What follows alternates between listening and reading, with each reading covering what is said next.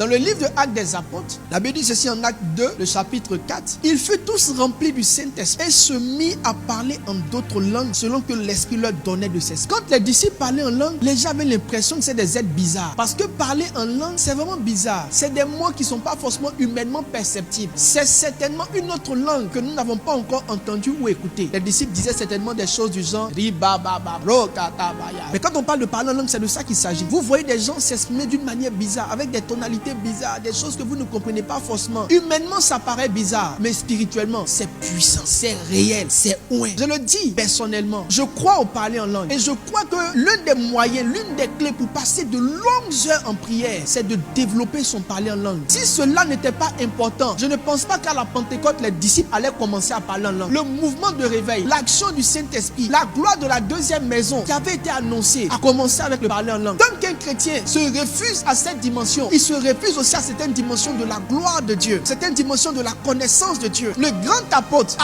Paul, je suppose que lui, au moins, tu le respectes. Lui, au moins, tu crois en ce qu'il dit. Le grand apôtre dit, je parle en langue. Plus que tout ceci, ça veut dire pour lui-même, c'était un marathon. Il en faisait quelque chose de précieux. Il en faisait quelque chose d'important. Je suis étonné que cette grande grâce qui est de parler en langue, ou qui est le parler en langue, n'est pas manifestée comme il le faut, n'est pas exercée comme il le faut. Les chrétiens jouent avec, alors que c'est quelque chose de puissant. Tu dois l'exercer, tu dois le manifester, tu dois le développer, parce que cela influence ton intimité avec Dieu, et cela influence le temps que tu peux passer avec le Seigneur. Dans le livre de Corinthiens dit ceci: celui qui parle en langue s'édifie lui-même. Le terme édifier vient d'un mot grec qui veut dire bâtir, construire, restaurer, réhabiliter. J'aime bien la dimension du mot restaurer. Qu'est-ce qu'il restaure en réalité? Quand tu viens prier et que tu n'as pas envie, tu es énervé, donc tu as besoin qu'on restaure ta joie. Tu es attristé, tu as besoin qu'on restaure ta paix. Tu es inquiet, tu as besoin qu'on restaure ta quiétude. Quand tu rentres dans la présence de Dieu, l'état dans lequel tu rentres dans la prière ne te permet pas de te connecter directement à Dieu. Donc tu dois changer d'état. Et comment Dieu procède pour restaurer ce qui était détruit en toi avant que tu ne viennes vers lui? C'est par le parler en langue. Si tu es inquiet, triste, fatigué, peu importe ton état, quand tu rentres, commence simplement. On ne rentre pas dans la prière comme ça. On se chauffe, on chauffe son moteur. Et ce qui chauffe le moteur du prieur, c'est le parler en langue. Surtout dans cette saison de Corona, où tu sens que tu n'es plus motivé pour les choses spirituelles, motivé pour la prière. Le type de prière qui convient pour te relancer, c'est la prière en langue. Il dit ceci dans le livre de Romains. Il dit, nous ne savons pas, Romains 8. Il dit, de même aussi l'Esprit nous aide dans notre faiblesse, car nous ne savons pas ce qu'il nous convient de demander dans nos prières. Il dit, nous ne savons pas ce qu'il convient de demander. La plupart des hommes prient mal. Il y a beaucoup de prières que nous faisons qui ne sont pas justes. Donc quand tu viens parler à Dieu, tu as besoin que Dieu lui-même te dise la prière que tu dois faire. Beaucoup de personnes prient pour des sujets, mais souvent ce n'est pas le bon sujet. Pendant que tu es en train de prier pour le mariage, Dieu veut que tu pries pour ton cœur, parce que ce n'est pas l'absence de garçons qui fait que tu n'es pas marié, c'est ton gros cœur, ton cœur difficile qui fait que les garçons ne viennent pas. Donc ce que tu dois faire dans cette saison là, c'est pas le mariage, c'est mon cœur. Donc tu pries mal, tu ne sais pas comment il faut prier. Mais comment savoir que ce n'est pas le bon sujet de prière? Quand tu viens prier, commence à prier en langue. Pendant que tu vas prier en langue, souvent on s'en va prier pour un sujet, mais pendant que tu pries, tu sens que Dieu te pousse à prier pour un autre sujet que celui pour lequel tu es venu prier. Ne commencez pas votre temps de prière sans prier en langue. Pendant que vous priez en langue, la pensée humaine, les envies de l'homme s'éteignent, et puis les envies de Dieu commencent à monter. La Bible dit, l'Esprit lui-même prie par nous. Donc pendant que tu es en train de prier en langue, l'Esprit commence à prier par toi. Il commence à prier dans ton cœur. Il commence à mettre en évidence ce qu'il fallait dire dans cette saison. Il dit ceci dans le livre de Corinthiens. Il dit, en effet, celui qui parle en langue, 1 Corinthiens 14, 2, en effet, celui qui parle en langue ne parle pas aux hommes, mais à Dieu, car personne ne le comprend. Et c'est en esprit qu'il dit des mystères. Lorsque vous parlez en langue, vous dites des mystères. Le dictionnaire définit les mystères comme des choses qui sont cachées à l'intelligence humaine. Donc pendant que tu parles en langue, tu interviens dans une dimension que la pensée, l'intelligence de l'homme ne peut pas saisir. Écoutez, vous devez prier en langue, parce qu'il y a beaucoup de choses que vos yeux ne voient pas. Il y a beaucoup de choses que vos oreilles n'entendent pas. Il y a beaucoup de choses dont vous n'avez pas encore conscience. Je vous dis la vérité. Mes amis, pendant que vous êtes chez vous, priez en langue, parce que vos parents sont dehors et ils peuvent être en train de vivre des choses. Je ne peux pas toujours tout vous expliquer avant que vous ne priez, mais il peut vous donner un sentiment pour vous dire, tu sens que tu dois prier.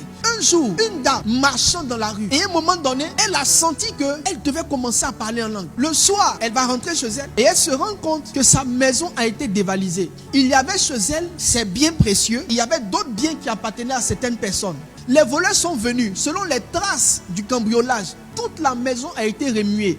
Or, Les biens étaient sur la commode. Donc les voleurs n'ont pas vu la chose la plus visible. Pendant que les gens étaient entrés dans sa maison, Dieu a commencé à pousser cette dame à prier en langue. Prier en langue pour votre protection. Parce qu'on est dans un monde compliqué. Aujourd'hui, il n'y a rien qui est simple. Vous entrez dans une boutique. La plupart des biens qui sont dans cette boutique ont été dédiés à des divinités. Vous n'avez pas idée. La plupart des gens qui causent avec vous ne viennent même pas causer. Certaines personnes viennent causer avec vous pour vous envoûter. Vous devez prier en langue. Vous devez dire des mystères. Quelqu'un a besoin de prier en langue ce matin. Je peux sentir dans ton cœur la soif maintenant d'entrer dans cette dimension. Mais comment tu y arrives? Comment tu rentres dans la dimension du parler en langue? Dans le livre de Corinthiens, il dit de même, vous, puisque vous aspirez au don spirituel, quand quelque chose est un don, parce que le parler en langue est un don, il faut aspirer au don spirituel. Ce qui fait mal, c'est qu'au lieu d'aspirer au don spirituel, ou du moins au don du parler en langue, les gens en rient. Ne méprisez pas le parler en langue. Aspirez à prier en langue. Dieu donne par aspiration. Tous ceux qui aspirent reçoivent. Mais tous ceux qui méprisent ne le reçoivent jamais. Nous parlons le langage de Dieu. Ça n'a rien à voir avec l'anglais. Vous, quand vous parlez l'anglais ici à Abidjan, vous faites le malin avec. Mais nous, on ne parle plus l'anglais. On parle en langue. Rakoto shemtele rabakataya.